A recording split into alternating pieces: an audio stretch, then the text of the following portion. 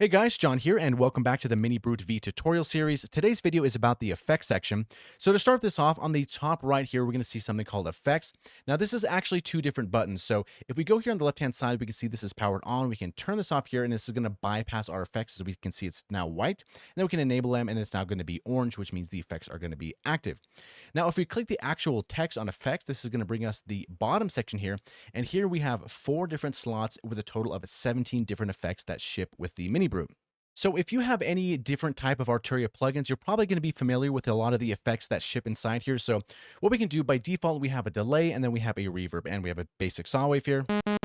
Now we can add some delay here with the dry wet knob. Now we can bring in some reverb if we like.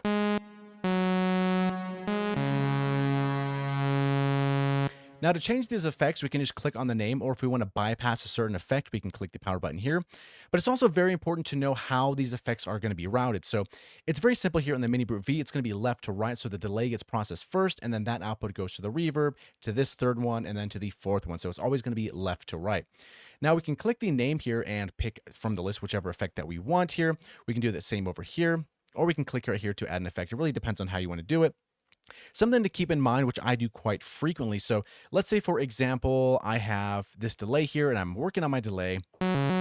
And I make some settings, some changes here, and I kind of like it like this, maybe a little bit less feedback, more stereo spread. And I like this, but I think, oh man, I wish I would actually have this delay here maybe on the third one, because I want to use the first one maybe for a chorus or something like that. So in other synthesizers, you can just kind of drag and drop them. So here it's a little bit different. That's why we have this little copy button. So this comes in handy. We can click this here. We can say copy this to effects 3. Now all of our settings are going to be the same. And then now we can go here and maybe add a chorus and start dialing in things here like that. So that's just another way to move things around if we wanted to. Or maybe we want the delay at the very end of the chain. We can do the copy things and go to 4, and then we can change this delay to maybe a distortion or really whatever it is that we want. Another really cool thing about these effects here is that they come with presets. So we can click this preset button here and we can select from different ones we like here within the chorus, or maybe the reverb. We want a different type of reverb preset or a distortion or something like that. And to make it even cooler, let's say we dialed in this delay like we like this here. We have some ping pong, some weird, maybe half bar here. The fine tuning's really cranked up and we like this effect and we want to save these settings so we don't have to really dial this up every single time. So we go down to presets and then we can save as our own presets. So every time we have a new patch that we're working on, we can just recall this effect within this module. So most of these modules are very simple to use. There's not really too many controls. They're very straightforward. However, in this video, I'm not going to dive into each individual one, as again, I've already done that in the Pigments course. So if you're curious what a certain module does, go check out that course. I have a full link in the video description below. And if you want to, you can just learn about, for example, the Juno 6 or the BL20 flange, or whichever one that you like. So yeah.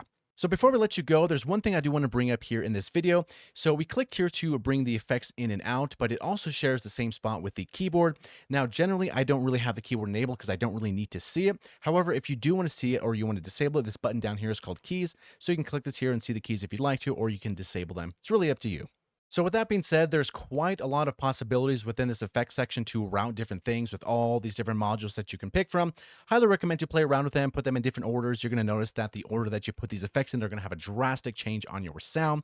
So for example, you can put an EQ before a distortion and really pick a certain band to push into that distortion to have that spot of the spectrum get a little bit more distorted than others. So that's just one of the things to think about when you're doing signal flow. So yeah, hopefully you learned something. Thank you so much for watching. And in the next video, we're going to talk about the macros down over here, how to set them up, what they are, and showing how useful those things can actually be. So yeah, thank you so much for watching, and we'll see you in the next video.